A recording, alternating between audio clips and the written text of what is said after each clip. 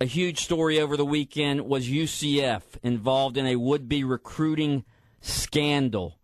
New basketball coach Donnie Jones has been tied to alleged recruiting violations by the New York Times and ESPN.com. The man at the center of the controversy is Kenneth Caldwell, a former Chicago AAU coach and a guy who's been convicted of past felonies for armed robbery and car theft. And one of the writers who's been reporting on that story is Pat Forde, college sports guru, college sports columnist for ESPN.com. Pat, how are you doing this morning? Good morning, Mike. How are you? Great morning in America. It is a great morning. Pat, we were just talking before we get into the UCF stuff, 9/11. Everybody remembers where they were when 9/11 happened. Where were you? Absolutely, yeah. I was actually driving in Louisville to go interview Derek Anderson, Kentucky basketball player who went on to play in the NBA for quite a while. And I was listening to Mike and Mike, and they couldn't quite figure out what was going on, and neither could I for a while. But then finally, when it became clear, it was one of those deals where you just pull over to the side of the road for 10 minutes and hope that the United States isn't under full-out attack and the world's coming to an end. Pat, UCF right now, and I hate to jump from that very serious subject to sports, but we're going to do that. UCF right now involved in this would-be recruiting scandal because of a guy named Kenneth Caldwell.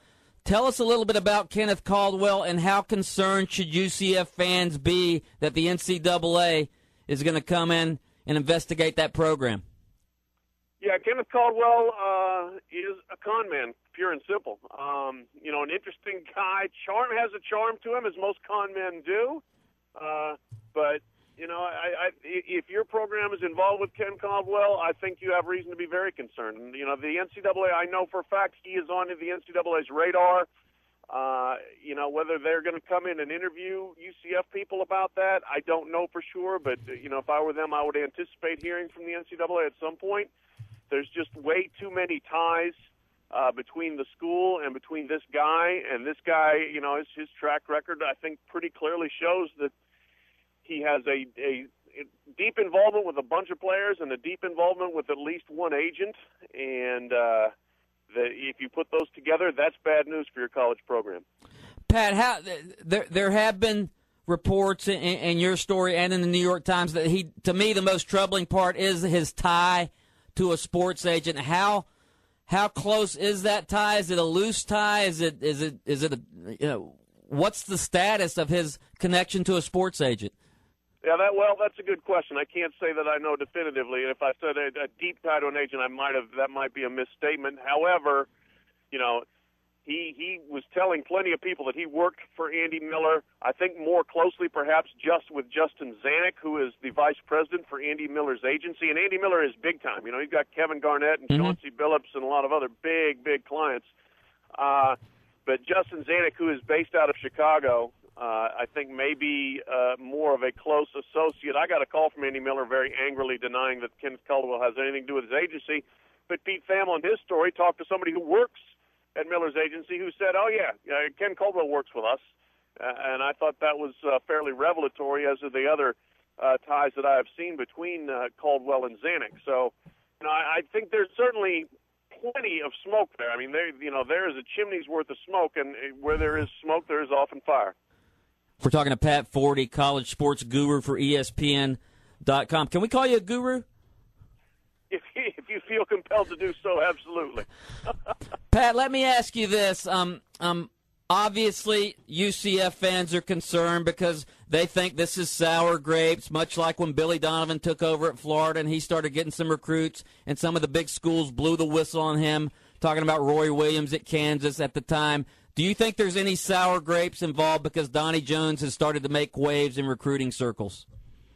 Well, I mean, oftentimes that is when you start hearing about things, no doubt about it. But you know what? It only is sour grapes if there's nothing else to it. If it's just sour grapes, then Central Florida will come out of this, laugh it off, and be fine and keep going forward. And look, I've always liked Donnie Jones. I've always really enjoyed dealing with him. I thought he was a very good coach. But I think there's some really troubling things here that need to be addressed. And, I mean, first and foremost to me, Mike, I tried all last week to get a hold of Keith Tribble, the alleged head of the athletic department there.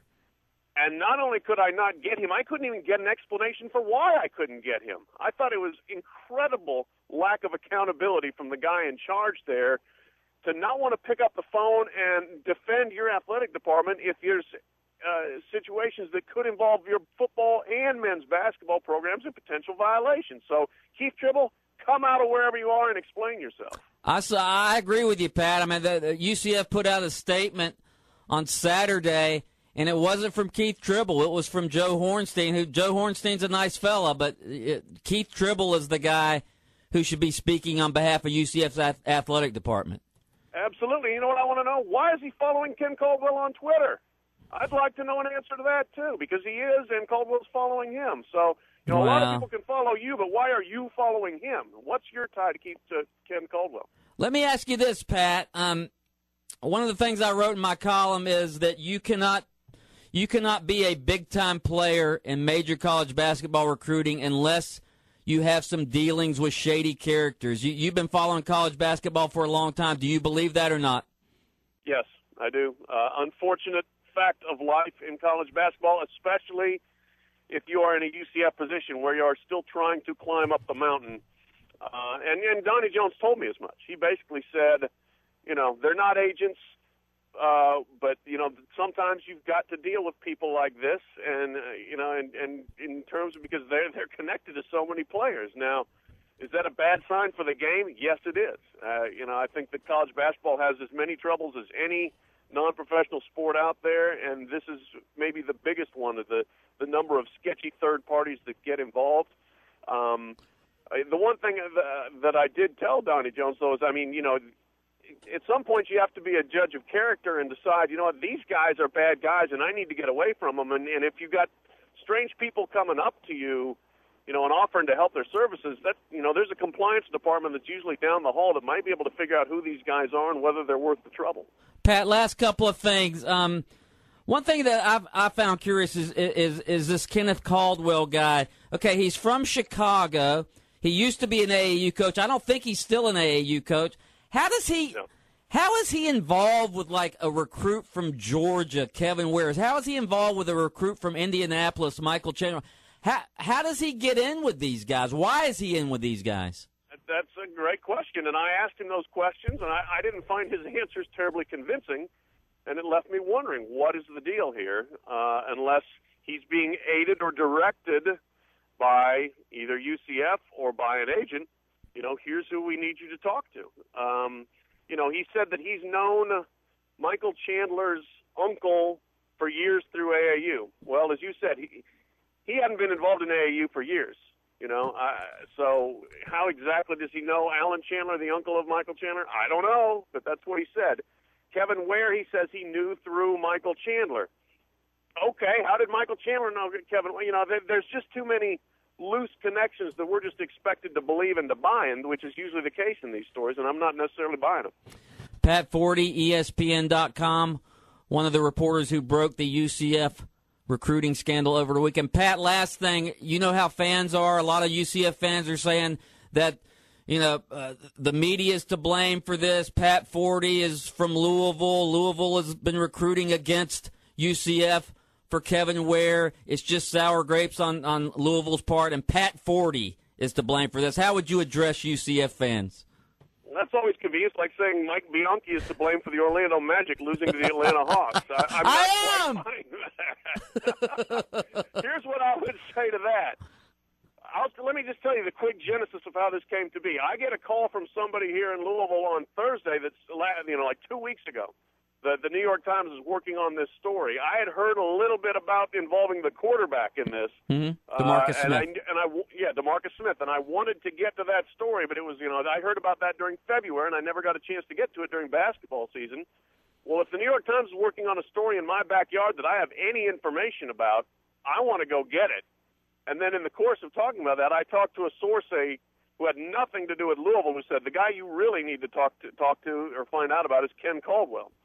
So one thing led to another from there on, and whether or not the Louisville fans or whatever are happy about this. Maybe they are, maybe they aren't, but I don't really care. All I knew was there was a good story going on in my backyard, and I wasn't going to let the New York Times do it by itself. He is Pat Forde, college sports columnist for ESPN.com. You can read all of his stuff at that website. Also, horse racing writer. You're covering the Derby?